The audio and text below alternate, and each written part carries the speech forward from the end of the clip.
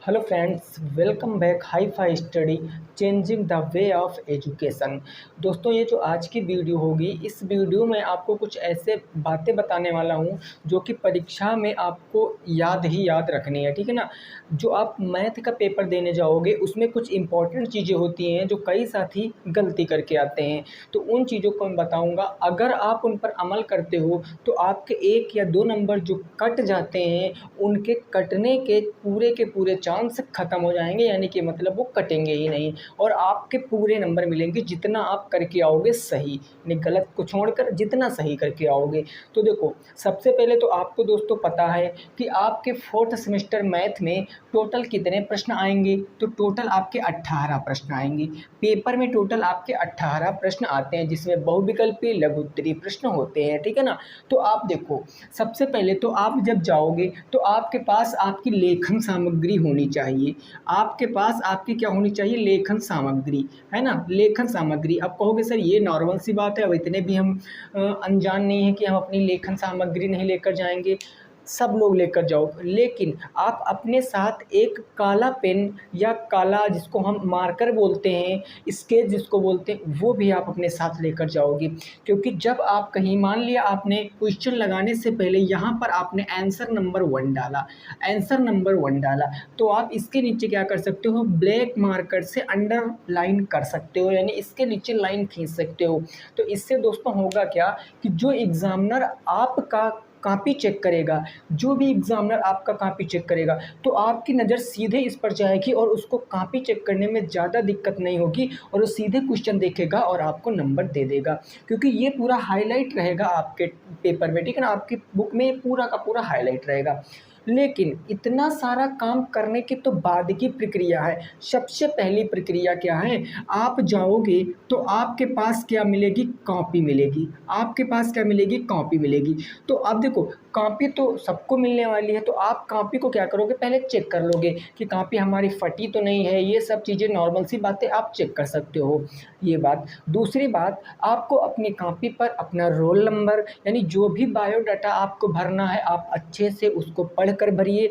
और एक बात, ये कॉपी तो दोस्तों आपको मिलेगी ए कॉपी। अब देखो, मैथ में बी कॉपी लेना पड़ता है ना। मैथ में क्या, और अदर भी सब्जेक्ट में लेना पड़ता, लेकिन मैथ में अगर आप बी कॉपी ले रहे हो, या मान लिया B1 B2 ऐसे करके आप कितनी भी कॉपी ले रहे हो, आप जितनी कॉपी लोगे उन सभी कॉपियों में जो अपना नाम है, या नाम अगर पड़ता है तो नाम, खैर मुझे तो नहीं पता, अगर नाम पड़ता है तो नाम, उसके बाद रोल नंबर, जो भी है रोल नंबर, और जो भी बायोडाटा मांग रहा है उसको आपको पहले कॉपी पर भरना ही भरना है।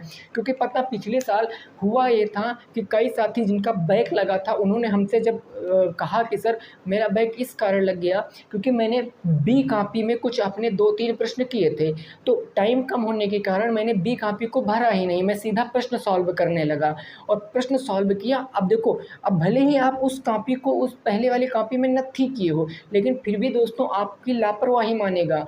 एग्जामिनर जो आपकी कॉपी चेक करेगा वो आपकी लापरवाही मानेगा कि बताओ, इसने अपना नाम, रोल नंबर ये सब भरा ही नहीं, तो हो सकता है उससे भी नंबर 1-2 काट लेता है। तो आपको ये काम जरूर करना, सबसे पहले नाम, रोल नंबर, बायोडाटा अच्छे से भर लेना है। ओके। अब बात आती है मेन इंपॉर्टेंट की, कि अब आपको मिलेगा प्रश्न पत्र। अब आपको क्या मिलेगा भाई? प्रश्न पत्र मिलेगा जब आपका टाइम हो जाएगा। प्रश्न पत्र मिलेगा, उसमें टोटल 18 क्वेश्चन होंगे। सबसे पहला काम, आपको कम से कम जितना टाइम, कम से कम मैं तो कहूँगा कि 5 मिनट तो आप अपने पेपर को अच्छे से पढ़िए। 5 मिनट अपने पेपर को अच्छे से पढ़िए, क्योंकि भाई मैथ का पेपर एक ऐसा पेपर होता है कि अगर माइंड एक बार डिस्टर्ब हो गया तो फिर आपको जो चीज़ें आती है ना, वो भी आप भूल सकते हो, उनमें भी गलती कर सकते हो। तो आप कंसंट्रेट होना, अच्छे से कंसंट्रेट होना, और 5 मिनट आप आसानी से क्वेश्चन पेपर को बिल्कुल अच्छे से पढ़ लेना। जब आप पेपर को अच्छे से पढ़ लोगे तो कम से कम दोस्तों ऐसे क्वेश्चन होंगे, क्वेश्चन 50% क्वेश्चन ऐसे होंगे जिनको आप मन में सॉल्व कर पाओगे। जब आप पेपर को अच्छे से पढ़ोगे तो 50% ऐसे क्वेश्चन होंगे जिनको आप मन में सॉल्व कर पाओगे। तो उन 50% पेपर, जो प्रश्न पत्र आएगा अपने आप में 100% होगा ना, अपने आप में 100% होगा।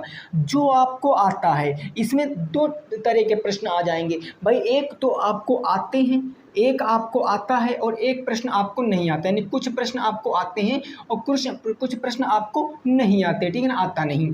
तो आपको क्या करना है, आपको देखो हो सके जितना हो सके आपको क्या करना, जितना ज़्यादा हो सके कि आप सीक्वेंस में प्रश्न पत्र को हल करिए, यानी पहले आंसर नंबर 1, फिर आंसर नंबर 2, फिर आंसर नंबर 3, ऐसे करके आपसे जितना ज़्यादा हो सके आप सीक्वेंस में प्रश्नों को सॉल्व करने की कोशिश करिए, क्योंकि इससे उसको जो कॉपी चेक करता है उसको भी टाइम नहीं लगता है और वो नंबर भी दे सकता है दोस्तों। अगर थोड़ा बहुत गलत भी किया ना स्टेप तो वो भी वो नंबर दे देगा पूरे आपको। तो ये भी बात आपको याद रखना सीक्वेंस में। हाँ, अगर आप सीक्वेंस में नहीं लगा रहे हैं तो इसीलिए मैंने शुरुआत में बताया कि आप अपना आंसर नंबर क्या करोगे, पूरा हाईलाइट करके डालोगे कि आंसर नंबर ये है, आंसर नंबर ये है, आंसर नंबर ये है। तो जैसे वो आंसर नंबर पढ़ेगा प्रश्न पत्र पर, डायरेक्ट उसी प्रश्न पर उसकी नज़र जाएगी।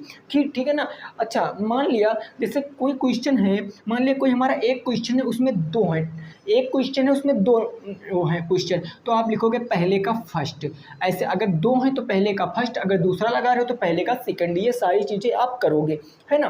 देखो बहुत छोटी छोटी बातें हैं दोस्तों, आप लोगों को लग रहा होगा सर ये क्या बता रहे हो, लेकिन भाई छोटी छोटी गलतियों से जिनका 1 नंबर 1.5 नंबर 2 नंबर से अगर बैक लगने वाला होता है ना, तो उनके चांस कम हो जाते हैं बैक लगने का। क्योंकि अगर आपकी कॉपी अच्छी लिखी है, आपकी हर एक चीज़ अच्छी लिखी है, तो एक आधा स्टेप अगर छोड़ भी दोगे ना तब भी आपको पूरे नंबर मिलते हैं, ऐसा माना जाता है। वैसे ज़्यादा जानकारी तो नहीं हम लोग दे सकते हैं, बट ऐसा माना जाता है। क्लियर हो गई बात। अब देखो भाई, आपके जो कॉपी होती है उसमें 2 साइड पेपर होते हैं, एक तो लेफ्ट हैंड साइड होता है, एक तो राइट हैंड साइड होता है। ये आपका दोस्तों राइट हैंड साइड होता है और ये आपका क्या होता है, लेफ्ट हैंड साइड होता है। अगर अगर कोई मान लिया लेंथी क्वेश्चन है जिसको आप पहले लगा के चेक करना चाहते हो, आपको देखो डायरेक्ट आपको दोस्तों अपने असली कॉपी मतलब डायरेक्ट आपको उत्तर नंबर डाल के नहीं लिखना।